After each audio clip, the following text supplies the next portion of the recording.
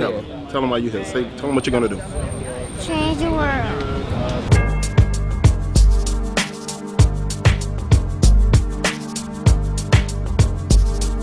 I mean, a lot of you have seen this through Facebook, a lot of you have seen this through word of mouth. We're all here again, as Patrick said, as Laura was mentioning, to try to respectfully come together and find out how to talk about common solutions and how to take direct action. What this is about the democratic process here in the United States.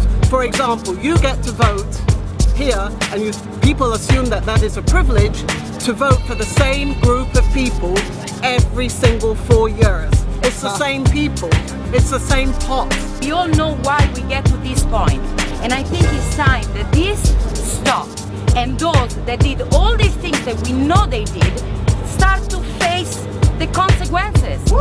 Okay, now's the time for us, okay, to help these kids not to have to put up and be where we're at today. All right, so the guys with the gray in your beard and we're losing our hair and we're kind of getting older, it's time for you guys to talk to your friends and get their asses out here with these kids so we can fix this shit for them. Gandhi said that the worst form of violence is poverty. And he also said that we must become the change we want to see. So that's why I'm here for change. They think that we're trying to push a communist agenda, a socialist agenda. And honestly speaking, that is the furthest from the truth. By reverse mortgages, they've already stripped the property that would be given to us by our grandparents, and inflated tuition costs are going to make it impossible to pay back. I'm here because I'm pissed off, because I'm a single parent. I have 3 teenagers.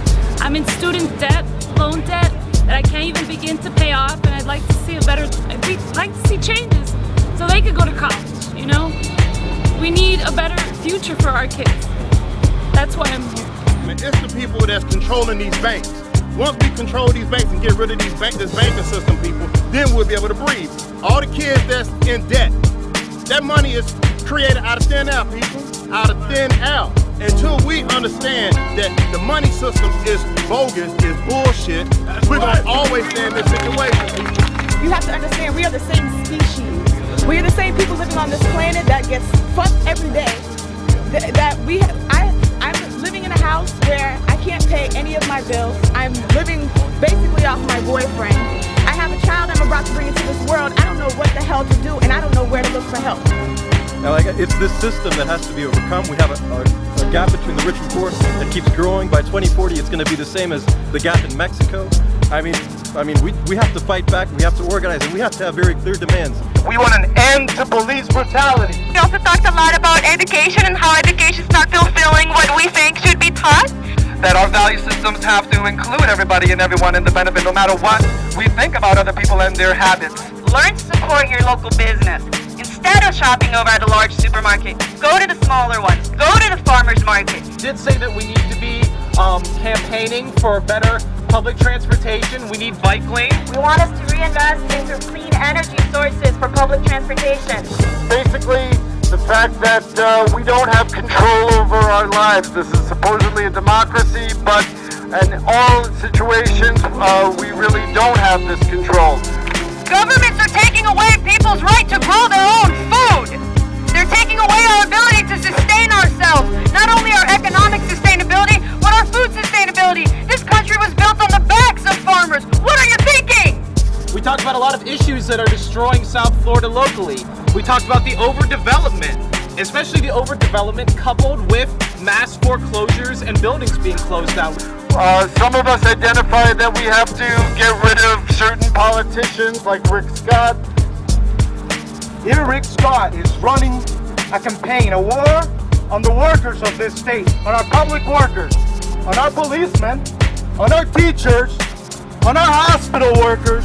We want an end to the war on workers. We don't want any more layoffs. Governor Rick Scott took $2 billion out of the education budget, but he added $300 million to the governor's office budget. Talked about Bank of America with the debit cards and charging us $5 a month. Should all send the debit cards back. We don't want to deal with that. We don't want corporate money. Corporations are not people. Corporations are not people. There's one thing to say revolution, take down the system, but what are we going to put in its place to make it better? So that's why we're here, to establish a real and tangible goal. So I have only one thing to say to the politicians.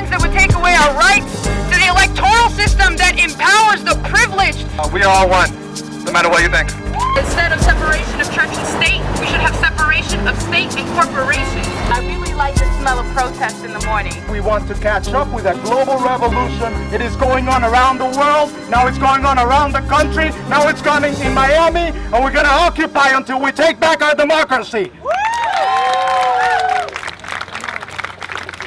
Hey man, this is my daughter, and this is what I'm fighting for. Why My name are is you Taylor. here? Tell them why you're here. Tell them what you're gonna do. Change the world.